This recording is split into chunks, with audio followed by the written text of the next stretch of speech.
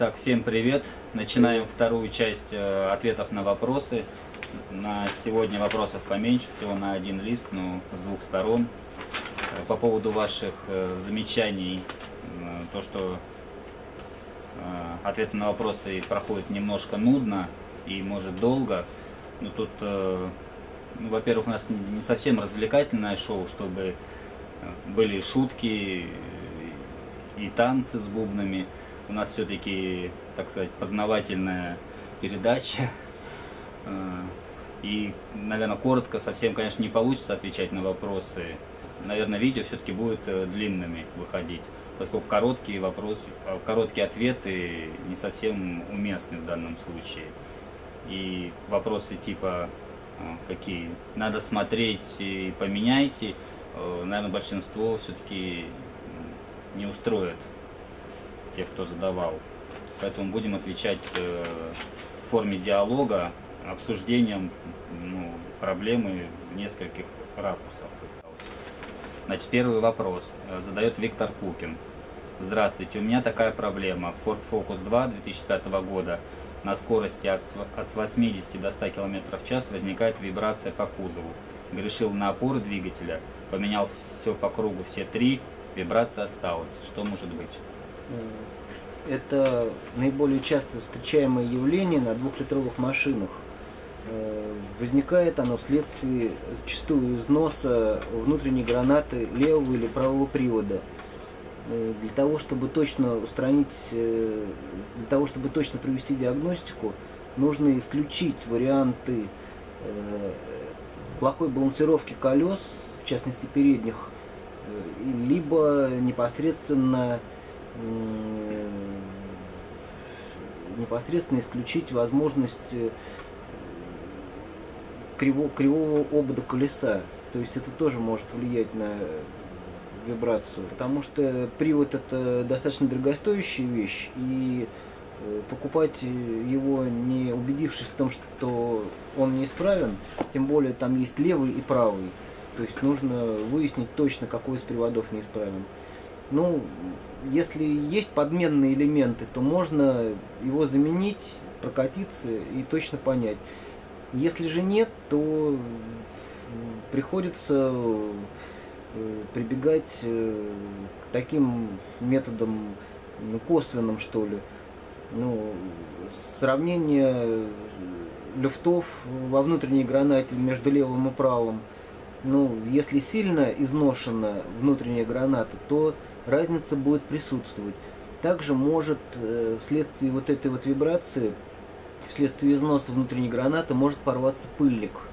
Вот резиновый чехол, который стоит на этой гранате, это тоже как бы выдает неисправность. Только вот такими методами. Так, следующий вопрос задает Сова. При низких температурах минус 5 и ниже появляется высокочастотный свист в области генератора, который затихает при прогреве. Так, вначале думал, что натяжной ролик, двигатель 1.8, но заменив его, понял, что звук издает генератор. Есть ли смысл разбирать его для инспекции? Можно ли там смазать, заменить подшипники? Или это не страшно? Свист пока еле заметный. Все ремни новые, оригинальные. То есть при низких температурах идет свист в области генератора. Вообще желательно бы указывать год выпуска автомобиля. Тут только 1.8 литра. Потому что на рестайлинговых моделях ставились ролики не такой же системы, как на дорестайлинговых. Соответственно, ролики на рестайлинговых машинах вызывали повышенный износ ремня, ускоренный износ ремня. Соответственно, если у вас рестайл, то я рекомендую заменить ремень и соответственно ролик на дорестайлинговый. Ремни будут различаться длиной. Соответственно, ваш ремень, если у вас рестайлинговая машина, на дорестайлинговый ролик не подойдет. Это в подавляющем большинстве случаев связано именно с ремнем и роликом, но никак не с генератором. Поэтому на это нужно будет обратить внимание. Так, следующий вопрос. Дуэйн Хикс. Помогите советом, кто знает. Присутствует еле заметный свист при начале движения авто и при накоренениях. Вот, вперед-назад. При перегазовке на передачах. Нажал, отпустил. Появился звук после замены шаровых опор. Поехал обратно в сервис. Там машину посмотрели, сказали, все нормально. Будет звук громче, приезжай. Так, за неделю до этого поменял выжимной подшипник с разборкой сцепления, с последующей сборки без замены последнего. Не знаю. Может, из-за комплекта сцепления звук похож на тихий прерывистый свист или даже стрекот. Заранее благодарен за ответ. Понятно? Повторите? Но по подвеске, естественно, нужно производить осмотр, потому что вообще в подвеске такого плана звуки, как правило, не проявляются. Здесь там особо ничего. Свиста, да, нет? Не может, там только вот стуки, да, могут быть? Ну, на подвеске стуки. Свист это на ремнях, наверное, да? Свист может, да, проявляться либо на ремнях, либо может, кстати, в сцеплении быть свист. Но связан с выжимным подшипником. Но обычно это происходит при выжиме сцепления. То есть он подшипник поменял, а сцепление у него старое осталось. Правильно? Сцепление осталось или подшипник остался? Нет. Кстати, сцепление, если там лепестки деформированы на самой корзине, то тоже это может вызывать некоторые... Он, да, заменил выжимной подшипник, но сцепление не менял. Желательно вообще производить полную замену в таких случаях, чтобы исключить всякие неприятности. Потому что лепестки на корзине сцепления тоже могут быть деформированы вследствие эксплуатации. И это может вызывать посторонний звук при работе сцепления.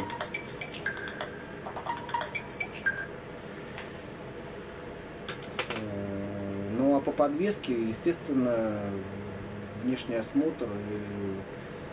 Если специалисты не нашли ничего плохого, то сами шаровые опоры, не знаю, если что с ними может быть. По идее, не должны никакого свиста издавать. Они вследствие люфта могут издавать стук на неровностях и накренах, но никак не свист. Поэтому, скорее всего, это либо с сцеплением связано, либо с двигателем. Может быть, это просто совпадение. Так, следующий вопрос. Николаевич Бендер. Мужики, коробка IB5 на 1.8 движке FF2 реально разлетается там палец сателлитов или нет? Палец сателлитов выпадает, вследствие чего пробивает корпус коробки передач. Реально выпадает. Может разлететься, да? Да, желательно, конечно, если вы машину себе оставляете и собираетесь ее эксплуатировать, то заменить палец на усиленный, так называемый. И, в принципе, дорогостоящее занятие, но, по крайней мере, вы будете уверены, что не случится такой проблемы. Так, можем ли мы показать Ford Focus 2 Артема? Какой у тебя Ford Focus, расскажи? Ну, 1.6, обычный лошадей. хэтчбэк, 1.6, лошадей, 8-го года, лошадей, 100 а лошадиных сил, пробег. 70 тысяч километров. Ну, покажем, я вам покажу. Так, следующий вопрос. Алексей Обыденев. Здравствуйте, Ford Focus 3 1.6 седан. Подскажите, пожалуйста, что может стучать в задней подвеске с правой стороны части авто при проезде мелких неровностей лежачих полицейских? Появился он, когда потек задний амортизатор. Я поменял задние амортизаторы, прокачал как положено, стук остался. Потом чашки амортизаторов, видимо, поменял. Грешил на стойке стабилизатора, поменял 3 раза. Стук остался. Стук не из багажника, он все вытаскивал, катался. Стук снизу. Съездил на 4 разных СТО, говорят, все хорошо, но они соглашаются, что стук присутствует. На что обратить внимание? Нужно обратить внимание, если сзади дисковые тормоза, то то бывает такое, что колодка, особенно внешняя колодка, она удерживается с помощью внешней пружины. Такая скоба пружинка ставится снаружи на суппорт. И бывает, что она ослабевает, и колодка начинает на мелких неровностях болтаться в направляющих и вызывает такой вот стук. Это как вариант. А вот еще подскажете, сайлент-блоки рычагов. Сайлент-блоки не вызывают стуков никаких. Резинки, и если только задние стойки стабилизатора, и то да, шарнирная. Шарнирная может вызывать стук, но если вы их поменяли, то... Что гайка открутилась, может быть, гайка открутиться само по себе не может, на стабилизаторе. Гайку на стабилизаторе подтянуть. Ну, я, отвечая на вопрос, исхожу из того, что все закручено и затянуто, потому что если так рассматривать это все, может быть все что угодно. Так, тут не продолжение вопроса. Все гайки подтягивал, даже бензобак. Эффекта нет. Разбирал заднюю обшивку, подтягивал крепление багажника. Так, пытался снять пружины, чтобы начать разбирать подвеску с помощью стяжек. Не вышло. Как их сдернуть? Может, кто знает. Как сдернуть пружины? Пружины? Пытался снять пружины, чтобы начать разбирать подвеску с помощью стяжек. Не вышло. Ну, как их сдернуть? Я обычно снимаю пружины на подъемнике целиком с помощью трансмиссионной стойки. Подпираю нижний рычаг, откручиваю его и потом с помощью стойки его опускаю. Таким образом пружина распрямляется и дальше я ее вынимаю.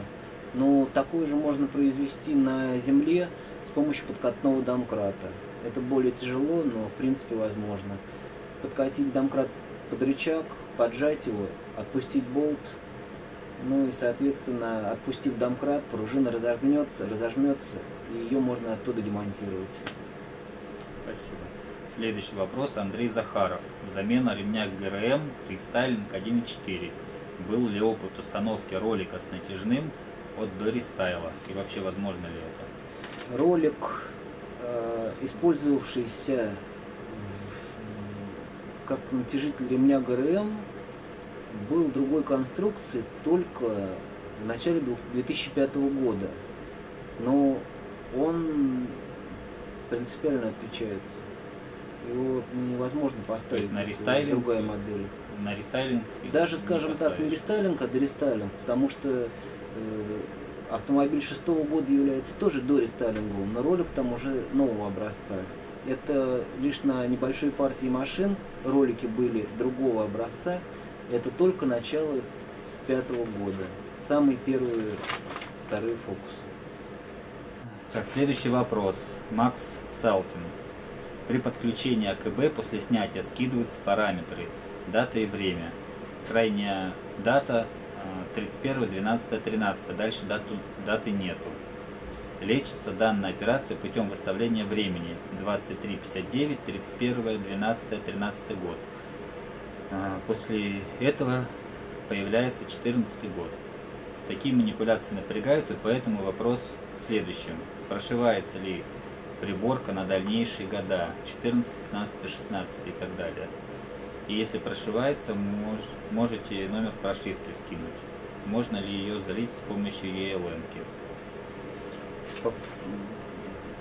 Тут вопрос заключается в том, что после отключения аккумуляторной батареи в любом случае приходится некоторые параметры выставлять заново. В частности, у Ford Focus 2 приходится при наличии стеклоподъемников всех 4 дверей заново программировать поднятие и опускание стекла. Заново приходится после отключения АКБ выставлять код магнитолы для ее активизации. Ну и соответственно с выставлением времени такая же самая беда. То есть в любом случае придется это делать после каждого отключения аккумулятора.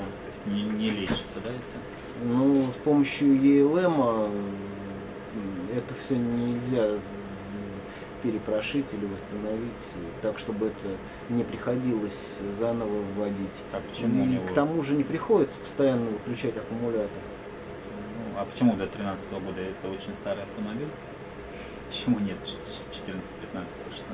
Да не знаю, это так производитель задумал, но при выставлении 2359, в принципе, Ой, подожди, что-то потерял резкость.